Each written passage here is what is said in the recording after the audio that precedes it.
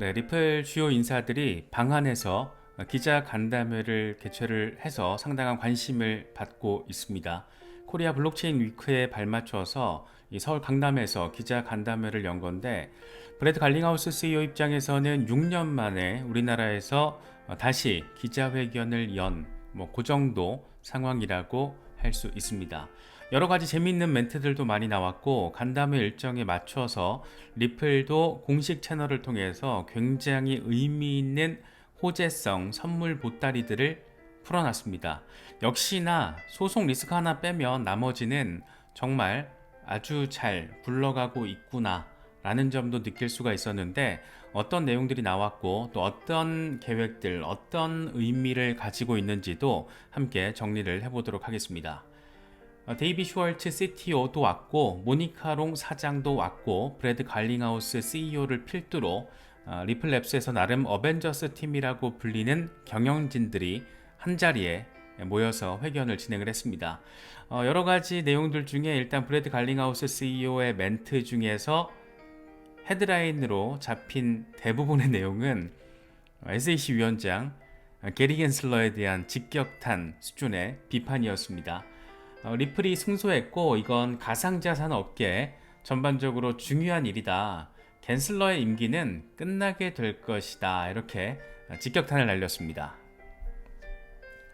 11월 대선에서 만약 해리스 부통령이 당선되더라도 겐슬러의 임기는 보장되지 않을 것이다.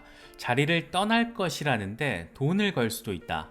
민주당과 공화당 주요 리더들 많이 만났는데, 많은 민주당 의원들조차 가상자산에 대한 SEC의 지나친 규제에 대해서 심각한 우려를 표명하고 있다. 겐슬러 위원장이 디지털 자산 증권이라는 용어를 쓰는 것에 대해서 이 판사들도 비판하는 분위기다. 지금껏 해온 것처럼 앞으로도 법에 반하고 미국의 건전한 정책에 부합하지 않는 행동을 하는 이들을 계속해서 비판할 것이다. 이렇게 날선 비판의 메시지를 게리 겐슬러, 우리의 쭈꾸미 대가리 아저씨를 향해서 날려버렸습니다.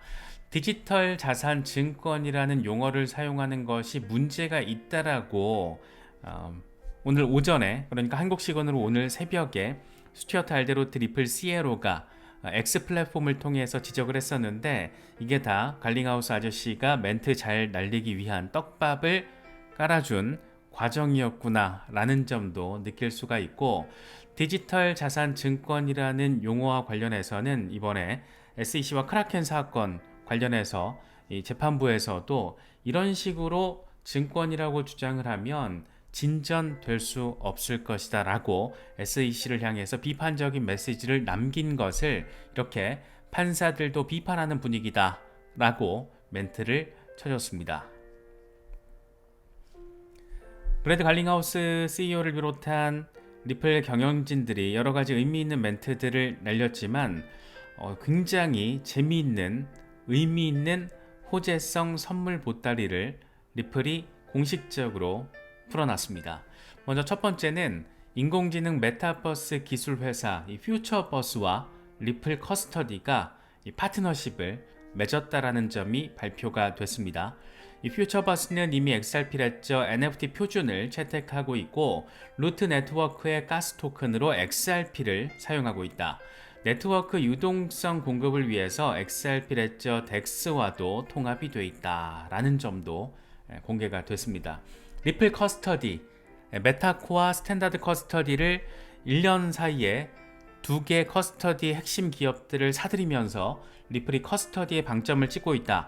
커스터디의 방점을 찍고 있다는 것은 결국에는 NFT, 실물자산 토큰화 이슈, 더 나아가서 메타버스 시대까지 염두에 둔 굉장히 의미 있는 전략적인 포석이라고 바라볼 수 있다. 이런 점들을 우리가 여러 차례 짚어봤었는데, 개인적으로는 리플 커스터디라는 단어가 공식적으로 등장한 건 이번이 처음이 아닌가 그런 생각이 들기도 합니다. 그래서 리플이 커스터디와 관련해서 역시 다 계획이 있었구나라는 점을 느낄 수 있는 부분이기도 했습니다. 특히 퓨처버스 같은 경우에는 메타버스를 비롯해서 AI까지 함께 융합시키려는 작업을 하고 있는 그런 회사이다 보니까, 그런데 이런 곳이 네트워크의 가스 토큰으로 XRP를 사용하고 있고 XRP 레저와 연결 통합이 돼 있다라는 거. 이런 기업들과의 파트너십이 점점 더 확대될 가능성이 높다라는 거. 그렇게 된다라면 앞으로 5년 뒤, 10년 뒤 과연 어떤 세상이 펼쳐지고 그런 새로운 세상에서 리플은 어떤 역할, 백본 기술의 프로바이더로서 어떤 역할을 할 것인가, 이런 점들도 상당한 기대 포인트가 아닌가 생각되기도 합니다.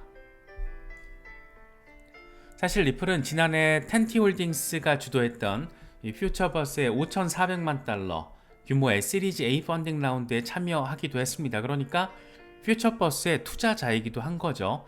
그래서 이번에 퓨처버스 최고 고객 책임자 제프리 맥도날드 아저씨가 이런 얘기를 합니다. 리플 커스터디 도입은 리플의 업계 최고 수준 보안 기능과 역량을 이끌어낸 결과다. 개발 지속성에 있어서 리플 커스터디가 가장 이상적인 솔루션이라는 결정을 내렸다라고 엄청 칭찬적인 멘트를 날려줬습니다. 개발 지속이라는 것은 퓨처버스에게 있어서 메타버스와 AI를 융합시키는 그런 기술 개발을 지속하는 과정에 있어서 이런 지속성을 담보하는 과정에 있어서 리플 커스터디가 굉장히 이상적인 솔루션이라고 판단을 했다라는 거죠. 그만큼 리플이 메타코나 스탠다드 커스터디처럼 이미 시장에서 안정성과 평판 기술력 모두를 인정받은 기업을 굉장히 큰 돈을 현금 때려박아서 사들인 이유가 다 있었구나라는 점을 한 번 더 느낄 수 있는 부분이 아닐까 생각합니다. 그래서 우리가 뭐 늘상 짚어봤지만 리플은 지금 투트랙 전략을 활용을 해서 기업의 기본 전략 비전을 형성하고 있다라는 점 다시 한번 느낄 수가 있겠죠. 국경 간 송금 페이먼트 혁신은 사실 이미 시장의 입증 평가 다 끝난 거고 리플이 워낙 많은 기관들의 지금 국경 간 송금 혁신을 지원을 하고 있기 때문에 이런 것들은 이제 확장성의 가속도 이슈일 뿐이다라고 개인적으로는 바라보고 있습니다. 그리고 두 번째가 역시나 실물자산 토큰화 이슈와 관련해서 그걸 상징적으로 보여주는 커스터디 그리고 RWA 실물자산 토큰화 이 과정에서 부각될 수밖에 없는 NFT 그리고 먼 훗날 언제가 될지 모를 5년 뒤가 될지 20년 뒤가 될지 진짜 메타버스 시대가 듀얼 리얼리티를 구현하는 메타버스가 구축되기까지는 상당히 오랜 시간이 걸릴 것으로 예상이 되고 있잖아요. 그렇다 보니까 언제가 될지 모르겠지만 그 과정에서 리플의 기술력의 확장성까지 함께 곁들여서 생각을 해본다라면 되게 섹시한 그림, 큰 그림을 우리가 한번 그려볼 수도 있지 않을까 싶기도 합니다. 그래서 개인적으로는 리플과 퓨처버스의 이런 파트너십 파트너십 자체보다는 여기에 내포되어 있는 여러 가지 의미들이 상당히 아주 많이 기분 좋은 것들이다 라는 생각이 드는 것은 꼭 기분 탓만은 아닌 것 같습니다.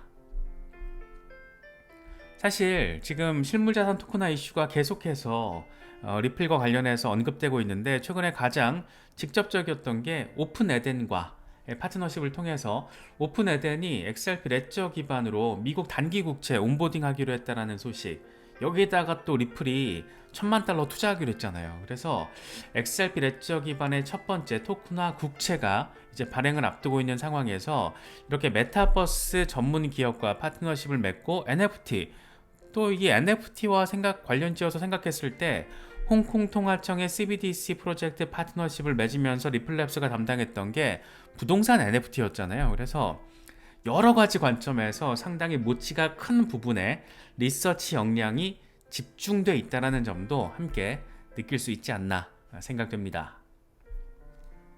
두 번째로는 이것도 되게 섹시합니다. XRP 레저 스마트 컨트랙트 도입 계획이 발표가 됐습니다. 이거는 리플 공식 채널을 통해서 발표가 된 건데 2025년 XRP 레저 메인넷 기본 기능을 탐색하는 것뿐만 아니라 XRP 레저 EVM 사이드체인, 이더리움 버추얼 머신 사이드체인을 통해서 스마트 컨트랙트 등 새로운 프로그래밍 기능을 XRP 레저 개발 생태계에 제공하기 위해서 최선을 다하고 있다. XRP 레저 EVM 사이드체인 작업은 지금 현재 이미 진행되고 있죠. 그래서 이게 내년쯤에는 상당히 흥미롭게 역시 이더리움의 어떤 모델을 따라가면서 디파이 혁신과 관련해서도 XRP 레저가 진화하고 하겠구나. 엄청 빡세게 이더리움의 어떤 성과들을 쫓아가겠구나 라는 점을 또 새삼 느낄 수 있지 않나 싶어요. 세 번째는 약간 좀 격가지인데, 한국에서 이제 행사를 진행하다 보니까 리플과 연세대학교의 파트너십도 공개가 됐습니다. 리플의 블록체인 학술 연구 프로젝트 UBRI, 유니버시티 블록체인 리서치 이니셔티브의 약자죠. 우브리라고도 부르기도 하는데, 연세대는 리플과의 어떤 우브리 프로그램에 참석하게 된 전 세계적으로 봤을 때는 58번째 대학이고, 아시아에서는 12번째 이 파트너십에 해당합니다. AI, 금융, 정보 시스템, 운영 관리 등 블록체인 기술과 관련된 여러 연구를 이제 연세대에서도 진행이 되고, 여기에 들어가는 돈을 펀딩을 하겠다라는 거죠, 리플이. 정말 이 많은 학교들과 이렇게 글로벌하게 진행을 하고 있다는 것 자체가, 이 포부 자체가 남다르다라는 점도 느껴지는 것은 꼭 우리가 XRP 홀더 때문은 아니지 않나, 그런 생각도 듭니다. 오늘 XRP와 관련돼서 리플이 공개한 여러 가지 내용들을 딱 봤을 때 6월 달에 아만다 판토야가 이야기했던 부분이 문득 딱 떠오르더라고요. 그러니까 이런 전폭적인 가격 전망에 베이스에 깔려 있는 것들, 그런 것들이 하나둘 현실 속에 등장하고 있다는 게 되게 재밌게 느껴졌습니다. 6월에 아만다 판토야가 무슨 얘기를 했었냐면, XRP가 7,637% 폭등을 해서 $20에 도달할 수 있고 4가지 이유가 있다.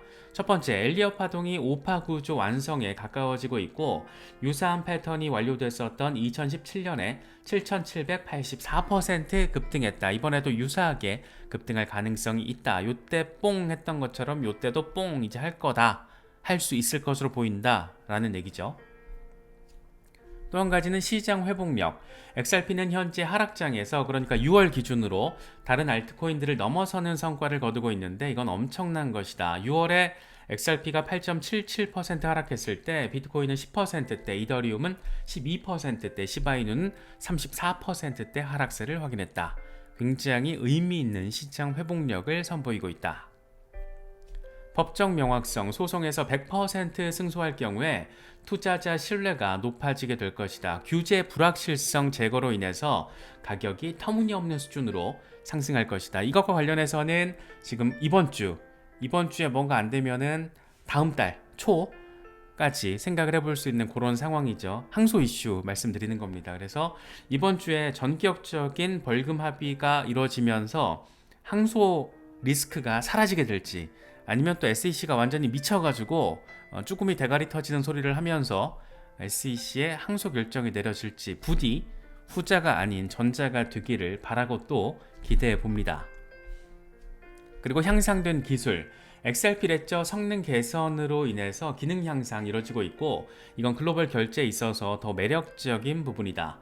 XRP 레저 고유 대출 프로토콜 도입이 예고돼 있고, XRP 레저 EVM 사이드체인 출시가 임박했다. 이게 지금 오늘 나왔던 거잖아요. 내년에 이걸 통해서 스마트 컨트랙트까지 도입을 하겠다라는 얘기. 그래서 이런 점들, 이렇게 나름의 근거를 갖춘 폭등 전망, 사실 뭐 7,000%라는 게 워낙 큰 숫자다 보니까 이게 뭐 가능할까 이런 생각이 들긴 하지만, 어쨌든 이런 긍정적인 재료들이 서로 시너지를 낼 때는 상당히 의미 있는, 최소한 역사적인 고점을 한번 만들어낼 가능성 정도는 우리가 겸허하게 또는 겸손하게 생각하고 기대해 볼 수 있지 않을까, 뭐 그런 생각이 들기도 합니다. 뭐 3달러대 정도는 이런 시너지들이, 호재성 시너지들이 극도로 발휘가 된다라면 충분히 기대해 볼 수 있지 않나, 개인적으로는 그렇게 기대가 되고 있는데, 바라고는 있는데, 이 소송 리스크가 참 어떻게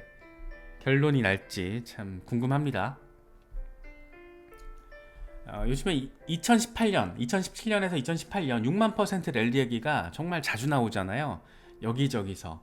그래서 6만 %를 랠리를 하게 되면 XRP가 $30를 돌파하는 그런 상황이 될 것이다. 그런데 2018년 그때는 이 랠리가 뭐 한두 달 이렇게 진행된 게 아니고 1년 가까이 진행이 됐습니다. 그래서 이번에도 어느 의미 있는 폭등 랠리가 펼쳐진다라면 그건 단기간에 뭐 1, 2주, 한두 달 이런 게 아니고 꽤 긴 시간을 두고 이어질 거라서 갑자기 다음 달 어느 날 아침에 눈 뜨니까 $30 이런 거는 가능성 낮아요. 상당히 낮고 혹시라도 뭐한 $10 이상까지 이번 사이클 전체, 그러니까 내년까지 한 1년 정도의 시간을 걸쳐서 보여주면 얼마나 아주 많이 좋을까. 우리는 그렇게 또 삿포로에서 만나게 되면 얼마나 좋을까.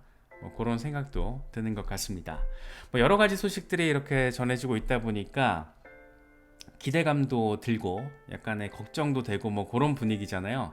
어쨌든 소송 리스크 해소가 가장 중요하고 미국 대선이 있습니다.